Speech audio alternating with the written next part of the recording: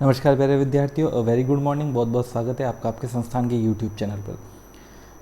लगातार क्लासें चल रही है, आपका शेड्यूल भी अब थोड़ा थोड़ा बिजी होता जा रहा है। अच्छा लग रहा होगा आपको। समय के खेल बड़े अजीब हैं। जिस समय ऑफलाइन क्लासें हुआ करती थी, आज कोरोना की वजह से घर पे बैठ के जंग जीतनी है, एग्ज़ाम भी पास करना है, बोर्ड में अच्छे नंबर्स भी लेके आने हैं, IIT और नीट का एग्ज़ाम भी देना है और फ्यूचर को भी स्ट्रॉन्ग करना है। तो शुरू करते हैं बिना कोई भूमिका बांधे हुए। सब्जेक्ट आज का, जैसा कि आपने थंबनेल में देख ही लिया होगा, व्हाट्सएप से नोटिफिकेशन मिल ही गया होगा, क्या है? फिजिक्स। फिजिक्स फिजिक्स के बारे में बात करेंगे आज अपन। 11th क्लास में आपने फिजिक्स पढ़ रखी है, अब 12th में हैं। 12th में अभी तक एक चैप्टर भी शुरू नहीं किया है। व्हाट्सएप ग्रुप की मदद से या कुछ थोड़ा बहुत जो स्टार्टिंग में हुआ था वो हुआ था। अब विधिवत रूप से क्लासेस चलेगी फिजिक्स की, बायो की, केमिस्ट्री की। हर क्लास आपको बराबर रूप से अवेलेबल हो जाएगी और ये फ्री क्लासेस हैं, तो आप अपने दोस्तों में भी शेयर कीजिए ताकि जिसका भी अच्छा हो। अपने लिए तो सबसे बेस्ट है सब बच्चों के अच्छे मार्क्स आए। शिव शक्ति का परिवार तो यही उम्मीद करता है कि हर बच्चे का बहुत अच्छा हो, हर बच्चे का भविष्य बहुत अच्छा हो, हर बच्चे तक वीडियो पहुँचे। इसलिए ये शिव शक्ति डिजिटल एजुकेशन माध्यम पर आया है ताकि अधिक से अधिक बच्चों का निःशुल्क में फ़ायदा हो। चलो शुरू करते हैं। तो 11th क्लास में जो अपन ने फिजिक्स पढ़ी थी उसे कहा जाता है क्लासिकल फिजिक्स। क्या कहा जाता है? क्लासिकल।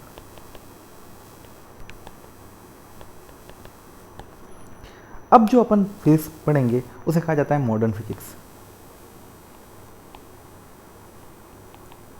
उसे क्या कहा जाता है? Modern physics. तो 11th क्लास में जो आपने पढ़ी थी वो है क्लासिकल फिजिक्स, और अब जो आप पढ़ेंगे वो मॉडर्न फिजिक्स।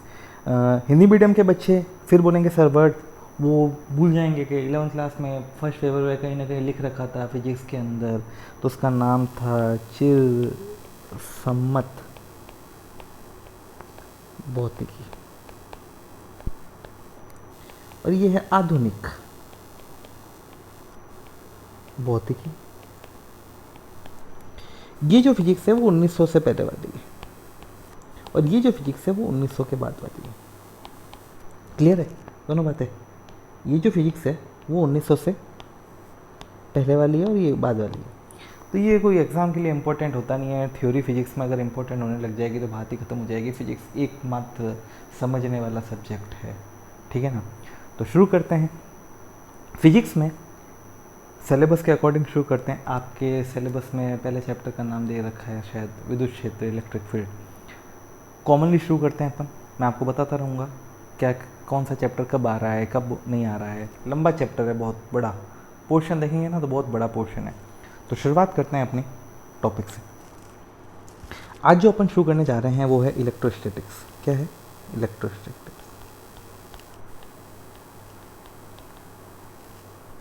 इलेक्ट्रोस्टैटिक्स, ध्यान से सुनेंगे। ये फिजिक्स की वो ब्रांच है जो डील करती है किससे, कि एक चार्ज है वो कैसी अवस्था में है? स्थिर अवस्था में है, और वो क्या बना रहा है? स्थिर अवस्था में एक इलेक्ट्रिक फील्ड का फॉर्मेशन कर रहा है। वो विज्ञान की शाखा क्या कहलाती है? इलेक्ट्रोस्टैटिक्स कहलाती है। The branch of physics which deals with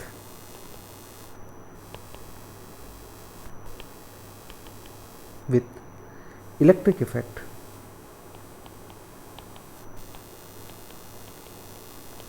which deal with electric effect of a static charge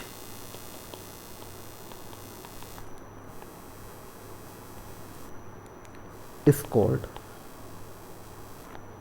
electrostatics। मतलब चार्ज गतिशील अवस्था में नहीं है, मूवेबल नहीं है, कैसा है? स्थिर अवस्था में है। स्टैटिक्स, इसका मतलब ही क्या होता है? ये वर्ड है स्टैटिक, इसका मतलब क्या है? स्थिर। क्या है? स्थिर। एक वर्ड और होता है डायनामिक,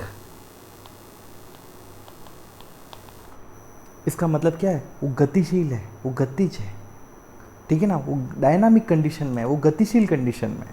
तो इसमें चार्ज क्या है? इलेक्ट्रोस्टैटिक्स। मतलब इलेक्ट्रॉन जो चार्ज है वो कैसी अवस्था में है, स्थिर अवस्था में। और स्थिर अवस्था में होने की वजह से वो क्या बना रहा है, एक इलेक्ट्रिक फील्ड बना रहा है। ये क्या बन रहा है, एक इलेक्ट्रिक फील्ड बन रहा है, ठीक है ना। तो इसके सभी प्रभावों का अध्ययन विज्ञान की जिस शाखा के अंदर किया जाता है या फिजिक्स की जिस शाखा के अंदर किया जाता है उसे क्या कहा जाता है, इलेक्ट्रोस्टैटिक्स। क्लियर, किसी को कोई डाउट नहीं होगा। वापस बोल देता हूँ, इंग्लिश मीडियम के बच्चे बहुत ध्यान से सुन ले। The branch of physics which deal with electric effect of a static charge it's called electrostatics. Clear है, किसी कोई डाउट नहीं। आगे चलते हैं, थोड़ा और स्टडी ऑफ चार्ज को एनलार्ज करके पढ़ने की कोशिश करते हैं। देखिए 11th क्लास जैसा नहीं है, 12th क्लास से बिल्कुल अलग है, या मॉडर्न फिजिक्स थोड़ी सी 11th से इजी है। तो इसके अंदर बेसिकली अपन चार्ज के बारे में स्टडी करेंगे। तो सबसे पहले मैं हेडिंग लगाता हूँ, study of charge. Study of charge, 3 बातें करेंगे इसके बारे में, बहुत ध्यान से सुनना, बहुत इंपॉर्टेंट बातें बता रहा हूँ। यहीं आपका कंसेप्ट क्लियर काफ़ी हो जाएगा 12th के पूरी बुक के अकॉर्डिंग। अगर कोई चार्ज है और वो रेस्ट कंडीशन में, रेस्ट कंडीशन का मतलब क्या है, वो स्थिर अवस्था में, कैसी अवस्था में, स्थिर अवस्था में, रेस्ट कंडीशन में, तो उसको क्या बोलेंगे, इलेक्ट्रोस्टैटिक्स। क्या बोलेंगे, इलेक्ट्रोस्टैटिक्स। तो ये जो पार्ट है वो किस में आएगा, इलेक्ट्रोस्टैटिक्स में आएगा। अगर कोई चार्ज था वो स्थिर अवस्था में, उसके द्वारा क्या हो रहा है, इलेक्ट्रिक फील्ड बन रहा है, तो वो किस में आया, इलेक्ट्रोस्टैटिक्स में आया। ठीक है, इसमें एक और टॉपिक आएगा आपका इंपॉर्टेंट, इसको कहते हैं संधारित्र। क्या कहते हैं, संधारित्र, इंग्लिश में कहेंगे कैपेसिटर। क्या कहेंगे, कैपेसिटर, हिंदी में कहेंगे संधारित्र। तो रेस्ट कंडीशन में चार्ज कैसी, रुका हुआ कंडीशन में, कि ये चार्ज है यहाँ रुका हुआ है, ये चार्ज यहाँ रुक गया है, ठीक है, स्थिर अवस्था में, तो उसकी वजह से जो इलेक्ट्रिक फील्ड बना उसका स्टडी जिसके अंदर की उसकी क्या कहा गया, इलेक्ट्रोस्टैटिक्स कहा गया। क्लियर है ना, बिल्कुल। और एक और बात करते हैं, ये तो हो गया रेस्ट कंडीशन की बात। कैसी कंडीशन, रेस्ट कंडीशन की बात। अब दूसरी कंडीशन की बात करते हैं। चार्ज है ना, वो मूव कर रहा है, किसके साथ, कांस्टेंट वेलोसिटी के साथ, moving with constant velocity. Charge move कर रहा है कांस्टेंट वेलोसिटी के साथ, ये चार्ज है और ये मूव कर रहा है कांस्टेंट वेलोसिटी के साथ। तब ये चार्ज जब कांस्टेंट वेलोसिटी के साथ मूव करेगा तो क्या बनाएगा, मैग्नेटिक फील्ड बनाएगा। क्या बनाएगा, मैग्नेटिक फील्ड, चुंबकीय क्षेत्र बनाएगा। क्या बनाएगा, चुंबकीय क्षेत्र।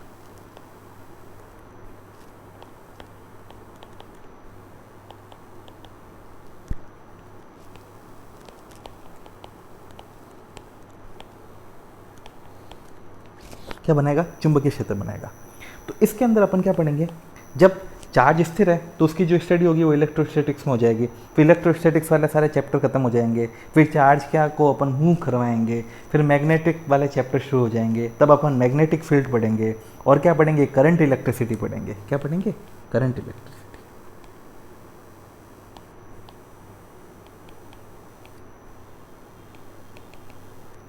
क्या पढ़ेंगे, करंट इलेक्ट्रिसिटी। एसी पढ़ेंगे, ठीक है ना। अब यहां तक एकदम क्लियर है। अब यही चार्ज कांस्टेंट वेलोसिटी के साथ नहीं, त्वरित गति से जा रहा है।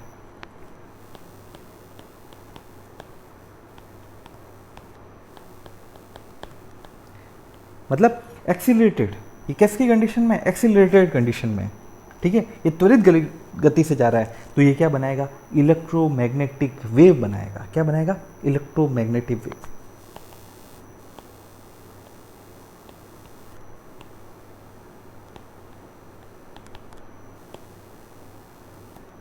क्या बनाएगा, इलेक्ट्रोमैग्नेटिक वेव बनेगा। इसके अंदर अपन क्या पढ़ेंगे, इलेक्ट्रोमैग्नेटिक वेव पढ़ेंगे, ठीक है। इलेक्ट्रिक में फील्ड, मैग्नेटिक फील्ड दोनों आते हैं इसके अंदर, और इलेक्ट्रोमैग्नेटिक वेव के बारे में पढ़ा जाता है। एकदम क्लियर है। तो अपन को ये बात पता चल गई कि स्टडी ऑफ चार्ज के अंदर इलेक्ट्रोस्टैटिक्स का मतलब क्या होता है, स्टडी के ऑफ चार्ज क्या है, इसके बारे में पता चल गई। रेस्ट कंडीशन में है तो इलेक्ट्रोस्टैटिक्स है, अगर कांस्टेंट वेलोसिटी के साथ जा रहा है तो मैग्नेटिक फील्ड है, ठीक है, चुंबकीय क्षेत्र बनाएगा। करंट इलेक्ट्रिसिटी पढ़ेंगे इसके अंदर, ईएमएफ और एसी पढ़ेंगे इसके अंदर, ठीक है। और एक्सीलरेटेड कंडीशन के अंदर है तब अपन क्या पढ़ेंगे, इलेक्ट्रोमैग्नेटिक वेव पढ़ेंगे, ठीक है ना। यहाँ तक आपको एकदम क्लियर है। ये ही बेसिकली आपके फिजिक्स का जो फर्स्ट का पार्ट कह सकते हो वो पूरा यही रहने वाला है। तो इसको चार्ज ही है और उसी के आधार पर उसको पढ़ना है, उसी को बहुत डिटेल में पढ़ना है। तो फिजिक्स फर्स्ट का जो फिजिक्स फर्स्ट कहते हैं उसके अंदर ये बात रहने वाली है। क्लियर है यहाँ तक? ठीक, आगे चलते हैं। अब अपन इलेक्ट्रिक चार्ज की बात करते हैं। किसकी बात करते हैं? इलेक्ट्रिक चार्ज की।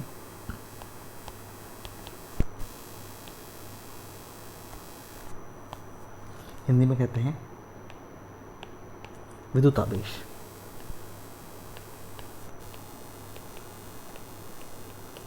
देखो ज़्यादा थ्योरी नहीं बताऊंगा, की कंसेप्ट बताऊंगा जो इम्पोर्टेंट है, क्योंकि वीडियो का ड्यूरेशन भी छोटा रखना होता है, 30 मिनट का ही है। जो नियम आ गए हैं, गाइडलाइन आ गई है, तो और कोर्स बहुत वाइड है, तो अपन मैं की कंसेप्ट बताऊंगा। कुछ जो थ्योरी वाला पार्ट होता है वो थोड़ा बुक से देख लेना, लेकिन जो की कंसेप्ट है, जो समझाने वाले पॉइंट्स है, वो बहुत अच्छे से बताऊंगा। लेकिन ये चैप्टर शुरू हो रहा है तो थोड़े से जो मतलब थ्योरी वाला पोर्शन है वो भी मैं आपको अच्छे से बताने की कोशिश कर रहा हूँ। तो इलेक्ट्रिक चार्ज की बात करते हैं तो शुरुआत करते हैं थेल्स से। किससे शुरुआत करते हैं? थेल्स। थेल्स के अकॉर्डिंग क्या है? एम्बर।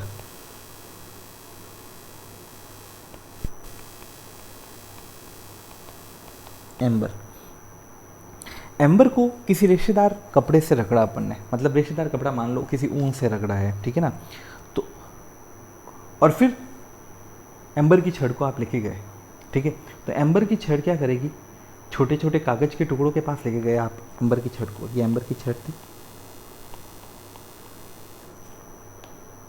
इसको आप कागज के टुकड़ों के पास लेके गए, छड़, और ये क्या है? कागज के टुकड़े, टुकड़ों के पास लेके गए। तो ये क्या करेगा? एम्बर की जो छड़ होगी ना, वो कागज के टुकड़ों को अपनी ओर आकर्षित करेगी, आकर्षित या अट्रैक्ट करेगी। अट्रैक्ट करेगी, क्या करेगी? किसको अट्रैक्ट कर रही है? कागज के टुकड़ों को एम्बर की छड़ की तरफ आकर्षित कर रही है। क्लास में होते थे तब अपन बिल्कुल प्रैक्टिकली देखते थे, लेकिन ये ऑनलाइन माध्यम है तो उसमें प्रैक्टिकली मैं बता नहीं सकता हूँ, ठीक है ना। इसी एम्बर का जो ग्रीक नाम हुआ वो हुआ इलेक्ट्रॉन।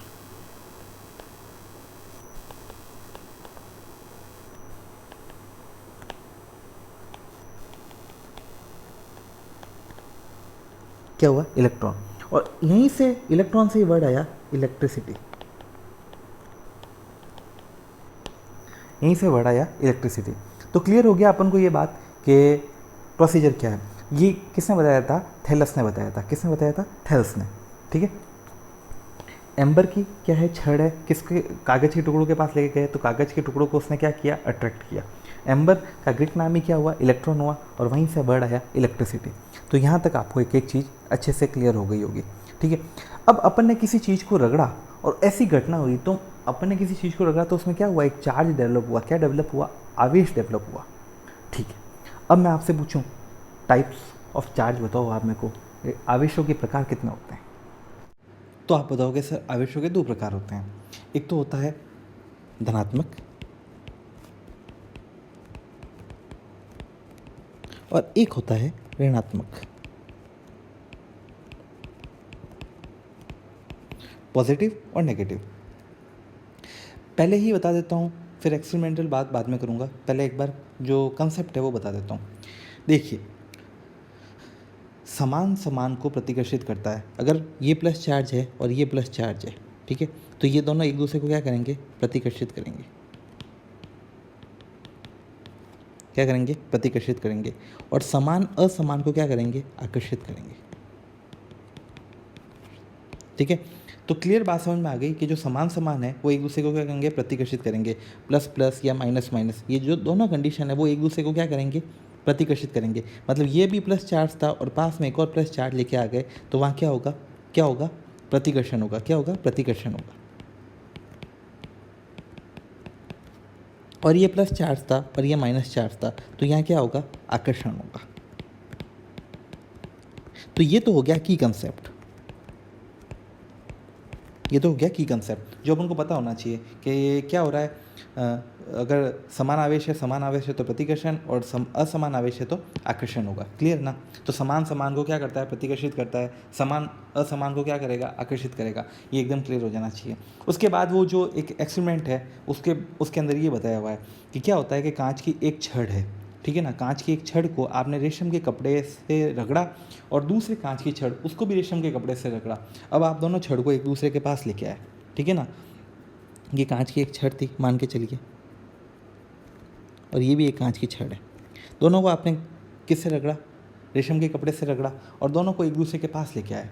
तो जब दोनों को एक दूसरे के पास लेके आए तो उनके अंदर क्या होगा, आप खुद ही बता सकते हैं क्या होगा, क्या होगा, प्रतिकर्षण होगा। ये एक दूसरे से क्या होगी, दूर भागेगी, ये एक दूसरे से अलग होने की कोशिश करेगी। मतलब ये वाली जो छड़ है वो स्लाइटली इस तरफ चली जाएगी, ठीक है ना। तो इनके बीच में क्या हुआ, प्रतिकर्षण होगा। क्या होगा, प्रतिकर्षण होगा, क्योंकि इसके पास भी कौन सा चार्ज है, प्लस चार्ज है, और इसके पास भी कौन सा चार्ज है, प्लस चार्ज है। क्योंकि जब कांच की छड़ को अपन सिल्क या रेशम के कपड़े से रगड़ते हैं ना, तो छड़ तो क्या हो जाती है, धनावेशित हो जाती है। जो रॉड है वो तो कैसी हो जाती है, पॉजिटिव हो जाती है। और जो रेशम का कपड़ा है वो कैसा हो जाता है, निगेटिव हो जाता है। कैसा हो जाता है, निगेटिव हो जाता है। तो पॉजिटिव और निगेटिव का मतलब आपको एकदम क्लियरली समझ में आ गया कि जब कांच की छड़ दोनों को किसके रगड़ा हुआ है, रेशम के कपड़े से रगड़ा हुआ है, और दोनों को एक दूसरे के पास लाया तो वो एक दूसरे से क्या हो गई, दूर हो गई। तो ये बात तो आपको एकदम अच्छे से समझ में आ गई। एग्जाम में कभी भी नहीं पूछे जाएगा ये वाली बात, ठीक है ना। ये एक बार समझने के लिए ज़रूरी है। आपको अगर ये भी पॉइंट समझ में आ जाता है तो ये मेरे को समझाने की जरूरत नहीं पड़ती है। अब जस्ट दूसरी बात करते हैं कि एक है एबोनाइट की छड़ और एक है आपके कांच की छड़, ठीक है। एक आपकी एबोनाइट की छड़ हुई और एक कांच की छड़ हुई। अब जब पहले एबोनाइट में भी ऐसा बता देता हूँ, एबोनाइट की छड़ के पास एबोनाइट की छड़ को लेके आए, किससे रगड़ा, बिल्ली की खाल से रगड़ा, ठीक है। एबोनाइट छड़ को एबोनाइट छड़ के पास लेके आए, दोनों, एक एबोनाइट की छड़ थी उसको बिल्ली की खाल से रगड़ा, दूसरे एबोनाइट की छड़ थी उसको भी बिल्ली की खाल से रगड़ा। तो दोनों के ऊपर चार्ज कौन सा आया, माइनस। जब इन दोनों को पास में लेके आएंगे तब क्या होगा, अब आप भी बता दोगे क्या होगा, प्रतिकर्षण होगा। क्या होगा, प्रतिकर्षण होगा। तो यहाँ तक एकदम क्लियर है। अब एक एबोनाइट की छड़ जिसको बिल्ली की खाल से रगड़ा हुआ है, एक कांच की छड़ जिसको किससे रगड़ा हुआ है, रेशम के कपड़े से रगड़ा हुआ है। एबोनाइट की छड़ के ऊपर कौन सा चार्ज है, कौन सा चार्ज है, निगेटिव। कौन सा चार्ज है, निगेटिव, ऋणात्मक आवेश है। इसके ऊपर कौन सा चार्ज है, पॉजिटिव। इसके ऊपर कौन सा चार्ज है, पॉजिटिव। जब इन दोनों को पास में लेके आएंगे तो क्या होगा इनके बीच में, क्या होगा इनके बीच में, आकर्षण होगा। क्या होगा, आकर्षण होगा। तो यहाँ से अपन को पता चल गया, ये पूरा इस चीज़ को समझाने के लिए हुआ। इस चीज़ से ये पता चला कि जो समान समान को क्या करता है, प्रतिकर्षित करता है, समान असमान को क्या करता है, आकर्षित करता है। बेंजामिन फ्रैंकलिन द्वारा ही धनात्मक और ऋणात्मक नाम जो दिए गए, वो बताए गए, प्रस्तुत किए गए, वो बेंजामिन फ्रैंकलिन द्वारा किए गए। क्लियर है आपको, कोई डाउट तो नहीं, आगे बढ़ें। ठीक है, यहाँ तक सभी को एक एक चीज़ अच्छे से समझ में आ गई होगी। अब चार्ज के बारे में थोड़ी और बात करते हैं।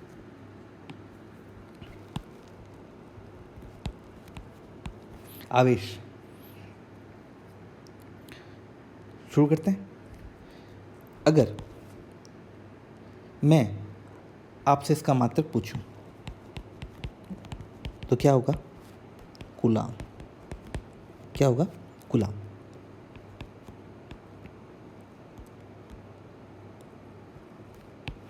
क्या मात्रक होगा, कूलाम।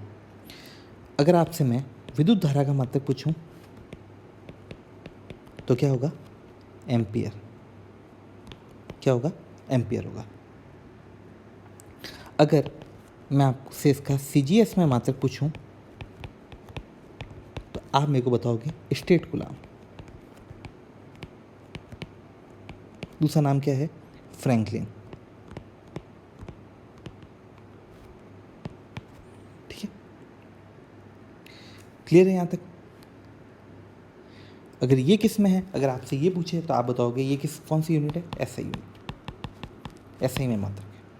ठीक है, ये किस में है, सीजीएस में है। क्या है, स्टेट गुलाम फ्रैंकलिन। क्लियर है? अब मैं चार्ज की स्मॉलेस्ट यूनिट के ऊपर आता हूँ।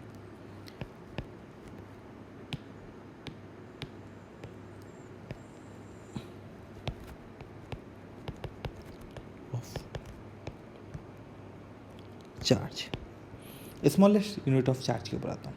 तो चार्ज की स्मॉलेस्ट यूनिट कितनी होती है, 1.6021 इंटू 10⁻⁻, कितनी होती है, 1.6021 इंटू 10⁻⁻19 गुलाम। क्लियर है? अगर मैं आपसे मास ऑफ इलेक्ट्रॉन के बारे में बात करूं,